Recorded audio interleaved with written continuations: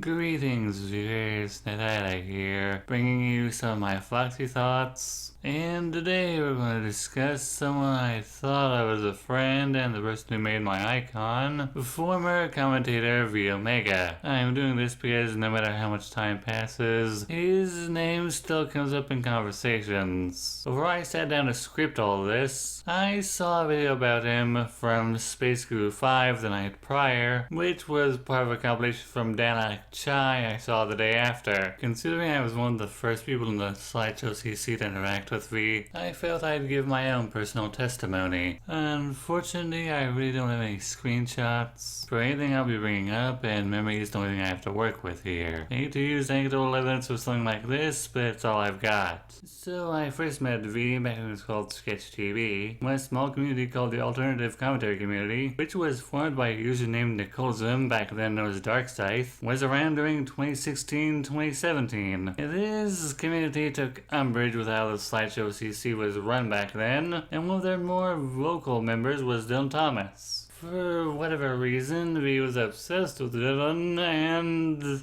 wasn't at all subtle about it, especially when V was a candidate to get into the Alt-CC. Then one day, they all pulled a funny ha by posting gore into one of their ring rooms to see which people could handle it and which couldn't. Obviously, V was one of those people. However, just to be salty at what they'd done, V went on to hold a grudge against the LCC that evolved into a vendetta, which would prove to be very much in character for him in future. Prior to this, V had apparently mentioned me to the LCC because when Dylan was doing a video about V being obsessed with him, he came to me for my testimony, which I can assume he didn't use because FNGR, who was obsessed with getting involved with as much drama as he could before his addiction ultimately led to his downfall, told him not to, apparently even saying, Foxwell doesn't know shit. Sometime later, I think, maybe in late 2017, maybe early 2018, Dylan and V managed to bury the hatchet, even doing a reaction stream while a scammer named Destin does Viz together. He even had V mirror all of his old commentaries on a mirroring channel. Now, because I keep hearing that V went around saying he defeated the LCC, I'm here to tell you that he didn't do jack. I should know, I was one of the people in their server. What happened was that Dylan and Zam he had thrown a coup to gain control of the server and channel so they could run it their way. This went on, I think, for a few months until Nicole and her crew managed to gain control again. I hung around for a while after that and bounced when I saw that nothing was happening. Mr. A and Absolute Degenerate were in that server with me, so I feel they can back me up on this. I really doubt anyone believed V's narrative, but I just felt like getting the truth about why the LCC became inactive out there. V would eventually tell me and ask me not to tell anyone, hashtag sorry not sorry, that he and a friend of his had created the Neo LCC account, which was apparently meant to goof on the CC, until it wasn't. Yeah, I can assume when it started to take itself seriously is when V was in full control. Keep V's obsession with the LCC in mind, we'll be swinging back to it later. Sometime either after or during his crusade, I forget which was so long ago, V did something I could not have predicted.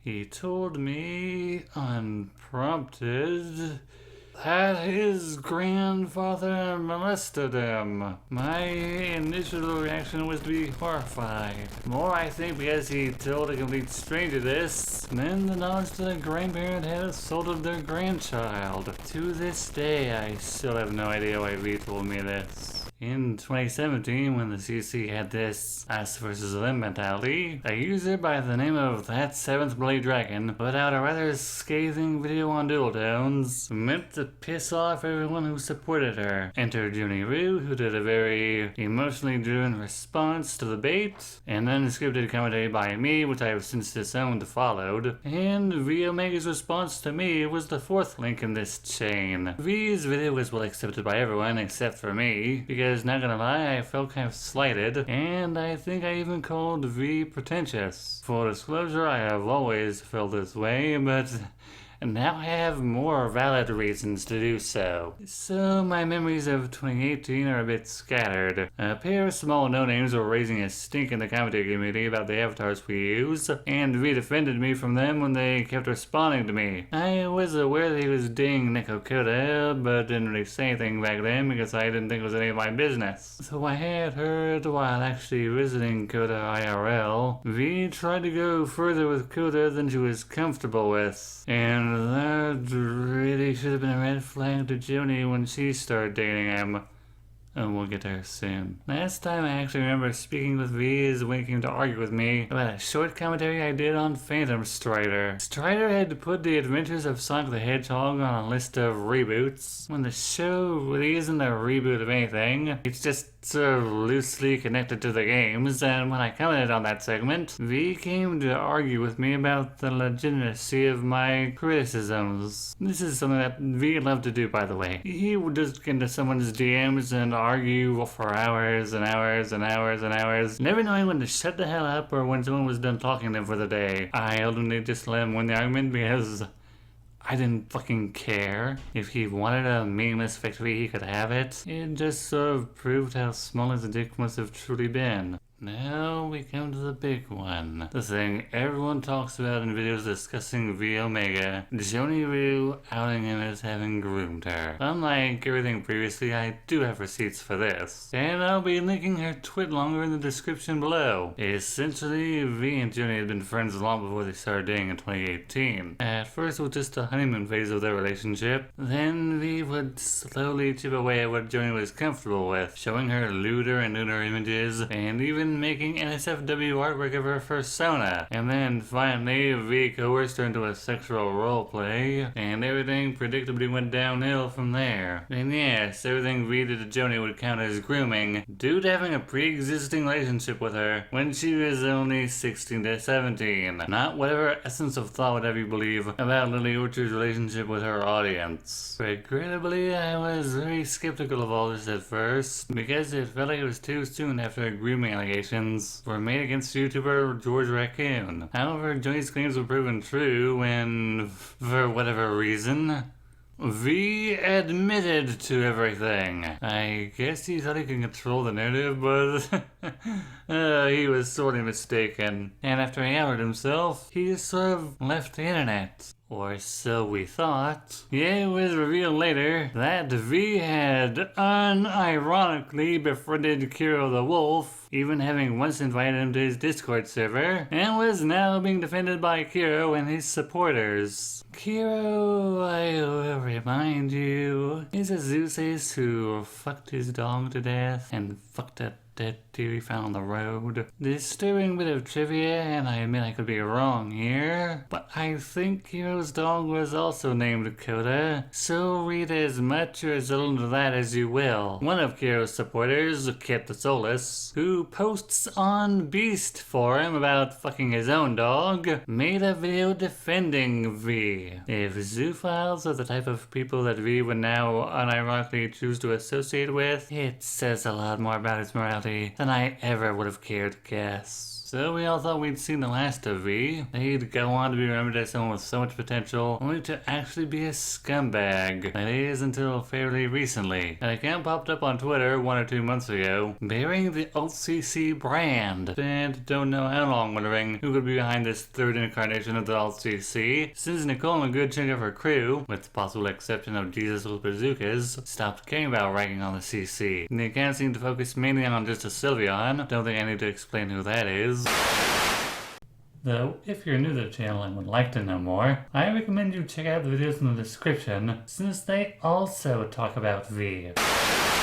And his enablers, Studio needing more. But then Koda put out #apologize Carmen Writer, and then the account just sort of went out of its way to harass her until Lio, Lion Man Bad Convoy, discovered V was behind the account. Lio told Doodle outed V on Twitter, resulting in V deleting the account and once again running away. Considering that V was one of the excuses just a Sylveon had for harassing dual tones last year, I can't imagine that the the kid has a very high opinion of V anymore, considering all the grief V surely must have given him. That's all, currently. Will V return? He might. He came back under the marker of something he clearly thinks the CC is still intimidated by. Let this and other videos discussing V Omega be a warning not to interact with him, because I'm infinity % sure he's changed his name and online persona to escape the consequences of his actions, like another abusive person formerly from the CC. I'm going to play a clip with his voice in it. Play it back as many times as you need to memorize his cadence and manner of speech. Oh, goody. Another video where I need to point out the flaws within their disclaimer or intro cards again. So, I'm gonna first start off with your intro card, Foxwell, and say,